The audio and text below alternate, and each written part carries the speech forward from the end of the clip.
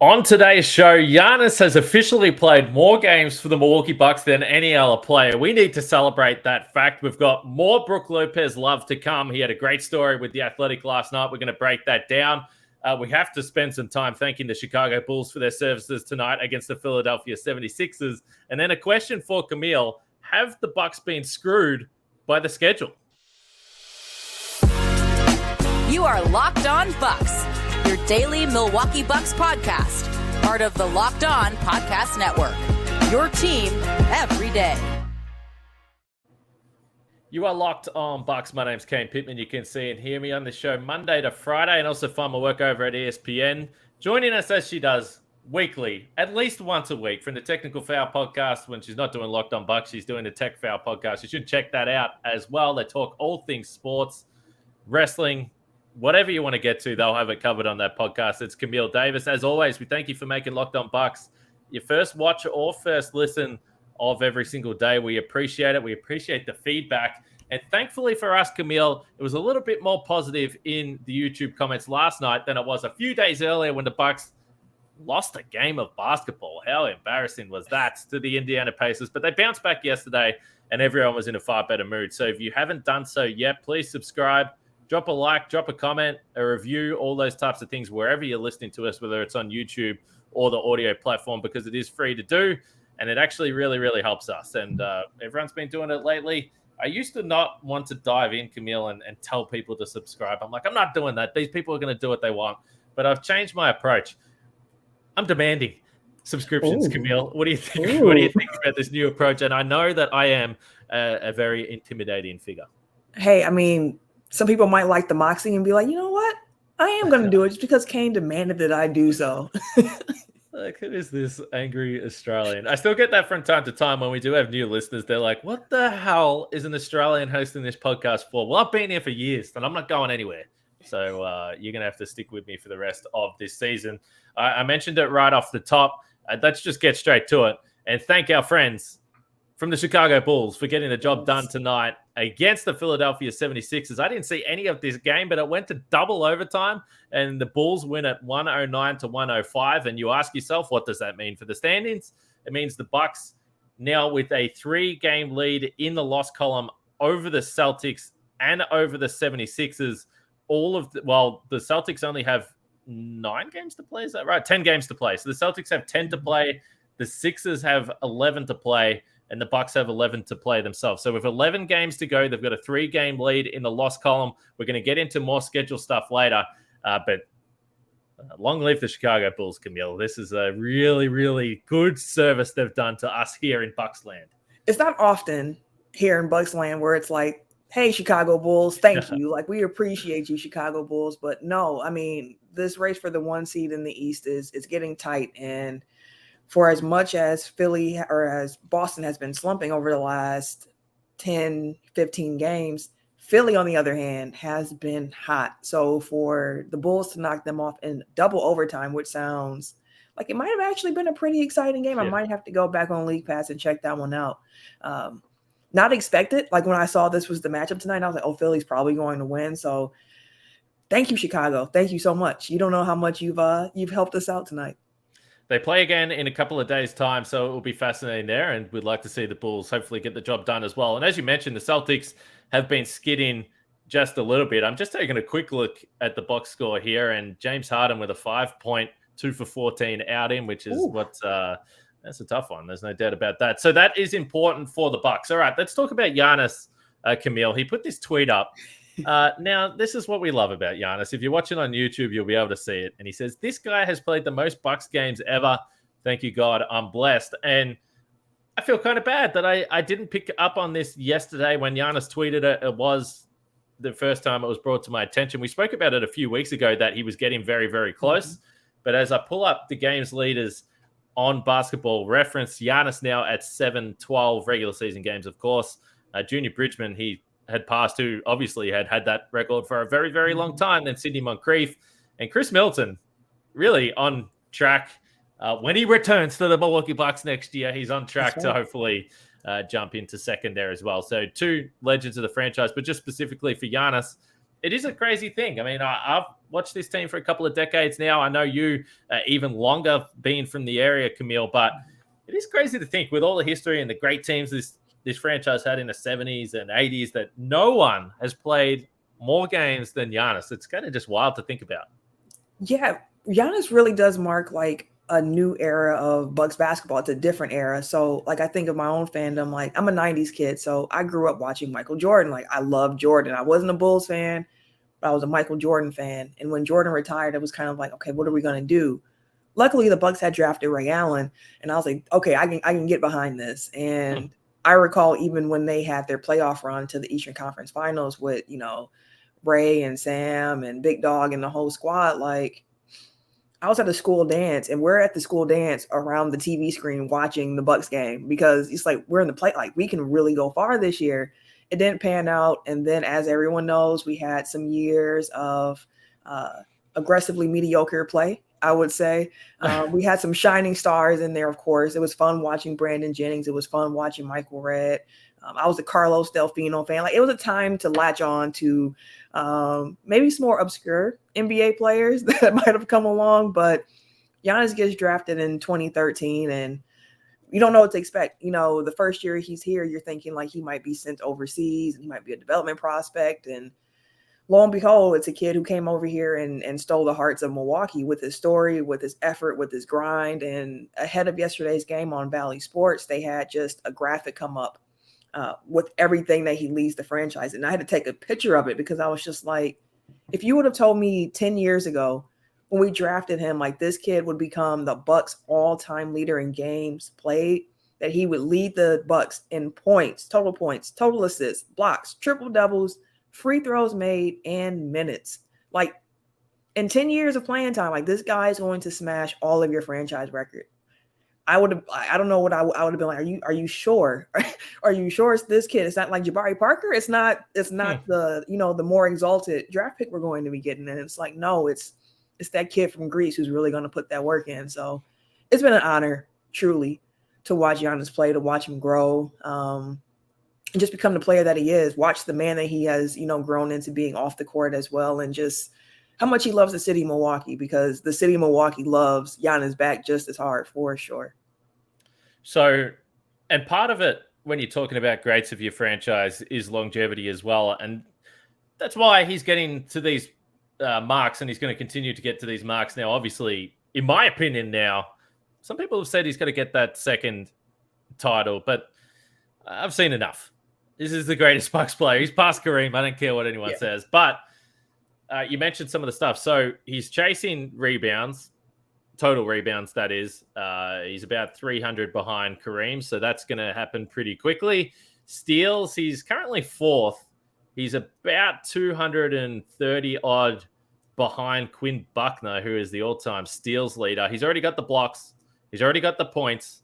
He's already got the assists as well. So, yeah, when it's all said and done, and probably going to happen pretty soon, he's going to be leading, obviously, the games with the points, the rebounds, the assists, the steals, the blocks, and the rebounds as well. So just crazy, crazy stuff. And, I just would like to imagine what I would have said if someone said that on draft night. Hey, by 2023, he's still going to be playing for the team and literally smash every single franchise record in the history of this team that's been around for 50 plus years. I probably would have laughed, but I would have been excited while I was laughing though. So, Giannis, we just wanted to mention that and spend the first segment of this podcast talking about him and how great he is, because let's face it, it makes this show enjoyable. It makes watching the Bucks certainly a lot more enjoyable than it was back in the day. Sometimes I sit back and think, imagine if I was doing Locked On Bucks between like 2011 and 2013. There would have been some interesting shows, but there would have been some rough shows as well. We want to talk about Brook Lopez a little bit more. There was a great story on The Athletic last night. But when we come back, I'm going to be asking you whether the Bucks have been screwed by the NBA schedule. And you laughed when I first told you this, so I'm not sure what angle you think I'm coming from. But first, let's talk about our friends from FanDuel. The tournament is heating up, and now is the perfect time to download FanDuel, America's #1 sportsbook, because new customers get a no-sweat first bet up to $1,000. That's bonus bets back if your first bet doesn't win. Just download the FanDuel Sportsbook app. It's safe, secure, and super easy to use. Then you can bet on everything from the money line to point scorers to threes drained. And I've got the MVP odds up here right now. Joel Embiid at -190. Losing to the Bulls won't help. Nikola Jokic +300. Giannis +440. They got some big games on the schedule on the road home, the Bucks, so that might help. As far as defensive player of the year, Brook Lopez, the favorite, -160. Jaren Jackson Jr. is there, +150. Then Bam. Then Giannis, he's at +3,000 as well. It doesn't look like Giannis is going to win defensive player of the year, but you never know. If you're interested in those odds, you can go to FanDuel Sportsbook. Don't miss the chance to get your no sweat first bet up to $1,000 in bonus bets when you go to FanDuel.com/lockedon. That's FanDuel.com/lockedon to learn more. Make every moment more with FanDuel, an official sports betting partner of the NBA. So I mentioned already the Bucks have 11 games left on the schedule. They're 51-20 on the season, a 3-game gap in the loss column over the Celtics and Sixers. We know they have to play both of those two teams, but I saw a little bit of chatter on the Twitter machine, and I thought, this is kind of interesting stuff. So the Bucks play the Spurs on Wednesday night, but then they have just got this gauntlet of a schedule, which the teams, there are some winnable games there, no doubt, but 5 games in 7 nights in 5 different cities at the end of March. So they have to go to Utah, and then on a back-to-back, they go to Denver. And as Frank mentioned on last night's podcast, both games at altitude on a back-to-back against Western Conference teams is just bizarre. Then, shout out to the NBA for giving them one night off before flying them out to Detroit. So now they're back in the Central Division again, and they play in Detroit. They get one night off, and then they have to play at Indiana. And then they are rewarded on the back end of this by coming home and facing the Boston Celtics. So we've seen the Bucks have weird stuff. Like now they've got a home stretch where they're just at home and play 3 games in 10 days or whatever it is. And then they get 5 games in 7 days in 5 different cities. It doesn't make sense at the back end of the season that this is what the Bucks have to deal with. And they're going to have to be careful and manage. And that's why maybe the Sixers losing tonight is pretty helpful. But geez, you want to win that game against the Boston Celtics. It really means something. And we talk about schedule losses, but that is the schedule loss of all schedule losses. Yeah, having to see the Celtics on the back-to-back after that gauntlet, like that's definitely a tough schedule. And hearing you read it off too, it's just, listen, the Bucks are going to really have to lean on that depth that they have to get through this. And it made me just kind of take a look too at Philly and Boston schedule, because I'm like, if this is just a Milwaukee thing, that we're having all of these games scheduled this close together, I'm going to have a problem. So looking at Boston, they had a back-to-back. They played on Friday, then they played on Saturday. They don't play again until Tuesday, so they play tomorrow. Then they play Friday, so they're getting some breaks in there. Then they have a game that Sunday, that Tuesday, that Thursday, that Friday. So one back-to-back in there, and that back-to-back is after they play us. So they come to Milwaukee, they play us, and then they go back home to play the Jazz. And then they get a couple of days off there, and they don't play again until April 4th, and that's when they play the 76ers. They have a back-to-back that night. The very next day is against the Raptors. Then they play on the 7th of April against the Raptors again, and then the 9th. So comparing our schedule to Boston's, like it's a little bit more challenging, one would say. And I believe Frank mentioned it on yesterday's show, saying that the 76ers have like one of the most difficult schedules to end the season. And yeah, if looking at what we thought, and it's like, man, that's tough. Like, here's what Philly has coming up. So Wednesday, they see the Bulls again. Friday, they have the Warriors in San Francisco. Then they're still on the road, and they play the Suns the very next night. Then they get a night off, and then Monday they play the Nuggets. They get 2 days off, and then that following Wednesday they're back home playing against the Mavericks. Another day off, next day a game, playing the Raptors, and then they get the Bucks after a day off of rest in Milwaukee. Another day off of rest, they get the Celtics, and then they get the Heat, and then the very next night they get the Hawks, and then they get a night off and they get the Nets. It's kind of like the NBA. Like, I know how the NBA has been making a concerted effort to make sure that we can stretch out some of these games. It's not as many back-to-backs. It's not as many 4 and 5s. But it also seems as if All-Star break is going to stay where it is and the season is going to end where it is, then maybe more games need to be played on that front half so that we can avoid something like this on the back half, especially as teams are making that playoff push here, really trying their hardest to get these wins, to get playoff positioning, to get seeding, to try to get certain matchups, whatever the case may be. The Bucks have a really tough road ahead of them. 76ers too, but just focusing on the Bucks, we got to control what we can control. So like you think about that and it's like, okay, well, tomorrow against the Spurs, like got to get that one. Like we can't let that be a overlooked game, a game where we kind of come in and it's not full focus. Like we can't afford at this point to lose games against opponents that we should be beating. So that has to be in the bag during this upcoming stretch for them. And then as they go on the road, lean on that depth. Going from Utah to Denver, like you said, is going to be a really tough swing, but hopefully Denver's resting some people too. I believe they're also on the back-to-back when they see us. So wait, no, they're not. So no, it's going to be a tough game in Denver for sure. Yeah, it's going to be really tough. And part of me wonders, the Bucks have had this stretch at home, and I don't know. This is just me thinking, but we know that the Bucks do look ahead. We know that they manage their guys as well as anyone across the league, in my opinion. Anyway, they ramp up guys super, super slowly and make sure they're hopefully in the best shape when they do come back to play. We've seen Jay Crowder miss a couple of games. How sore is he actually, or is this just some maintenance? And hey, we're going to make sure you're right because we're going to need you to play some of these games coming up here. Is Goran Dragic the same? We still haven't seen him. We're running out of time to see if he's got any juice in the tank. But part of that could be looking ahead to the schedule and saying, okay, yeah, it's 5 games in 7 nights, but we've got a game against the Pistons, who the Pistons aren't trying to win. Let's be honest. The Spurs aren't trying to win. So as you pointed to, those are the ones that I don't think against the Spurs coming off 2 nights, they'll rest anyone, but the Pistons in the middle of that stretch that they say, all right, we want all our guys to play the back-to-back in Utah and Denver, but we're going to give a few guys a night off in Detroit and back our depth to just beat a younger team in the league. Then you just can't slip up. You just got to make sure you get the job done there. So it'll be fascinating to see how it works out there. But I did see a few people point out, and people are more interested in this than me, like the MVP race. We know it's been heating up. But that doesn't help that Celtics game, the 5th game in 7 nights, 5 different cities. It's a TNT game. So everyone's going to be watching. And you know that it doesn't matter what the schedule has been in the previous. They're not going to be talking about that. If the Bucks look heavy-legged and they look like they are not at their best and Giannis is fatigued and tired, which he probably will be, they're just going to say that hurts his MVP chances, and the fans, that's going to piss them off. So I totally get the conversation, but let us know what you think about the Bucks schedule and how they should manage this next little period. I guess from someone who podcasts on a daily basis point of view, it's great stuff for me. But I also don't have to fly all around the US, but I'll have content to talk about. So again, make sure you subscribe to Locked On Bucks because there's going to be some really great podcasts coming up in the next couple of weeks as we get ready for the postseason.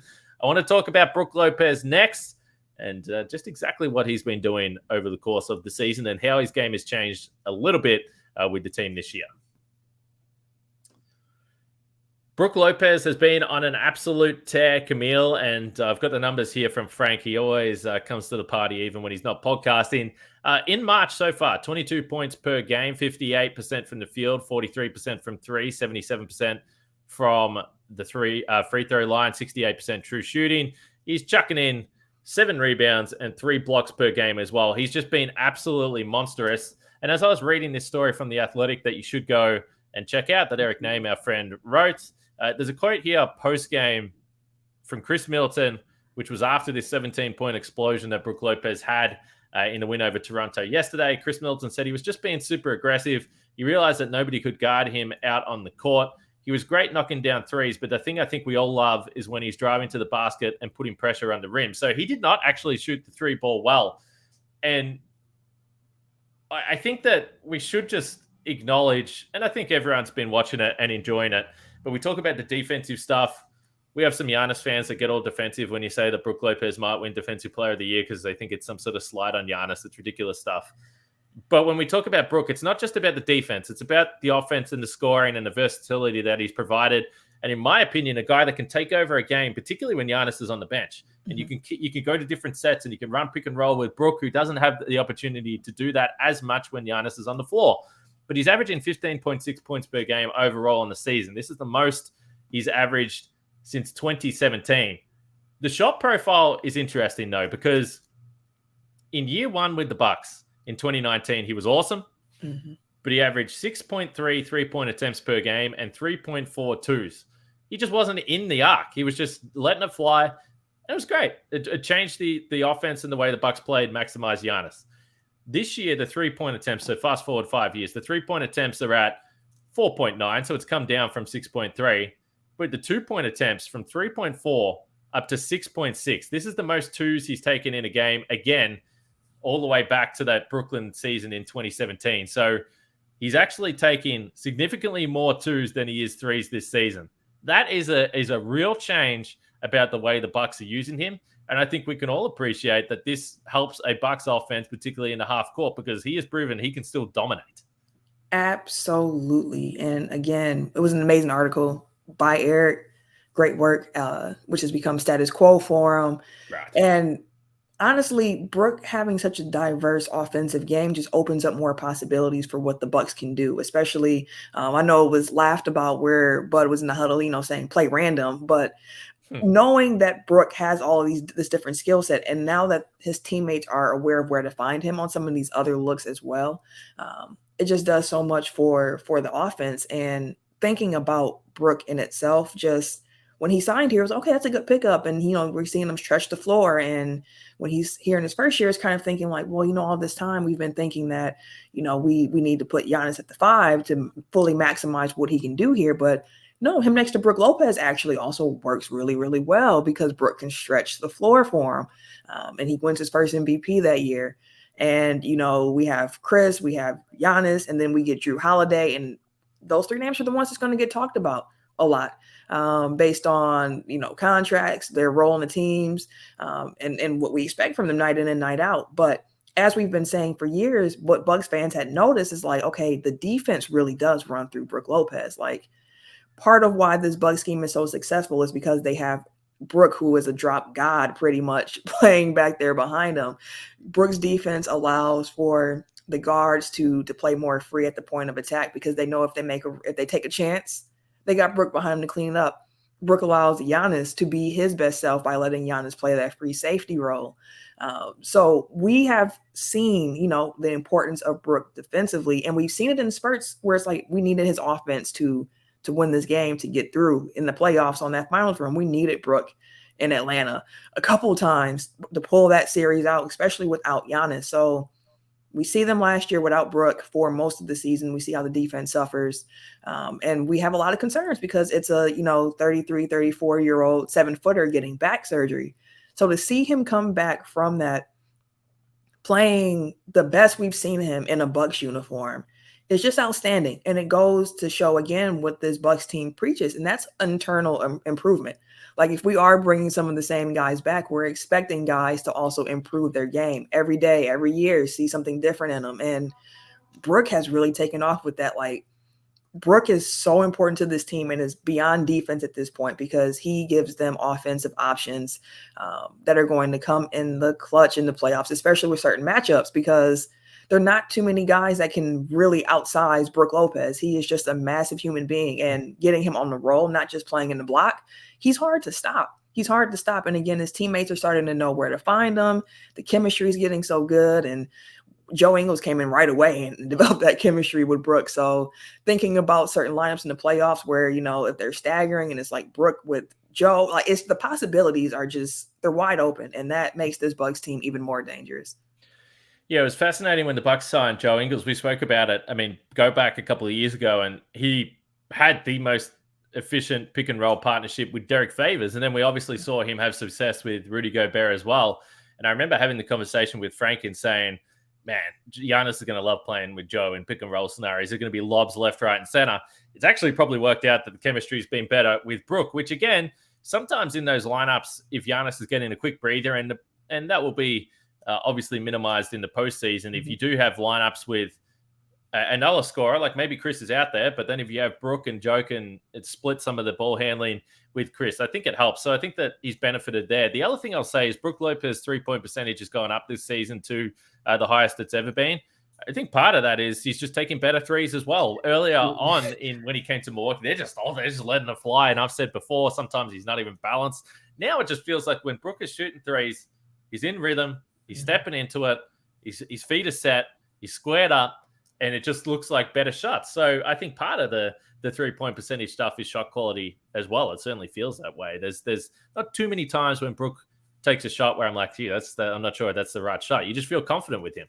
Absolutely. And that's something I know we have discussed on this podcast before, because there are some times where it's like you were open, like you had time to even set your feet, but for some reason you chose to take like this off balance 3-point shot. Yeah. So it is absolutely, that's a great point to bring out, just the quality of the shot selection as well from three. And I think it was also Eric who had the article about his off-season workout where he just kind of worked on this 3-point shot, the technology behind that as well. And you're seeing the dividends of that. Like the work is really paying off for Brook, and it's evident in his play.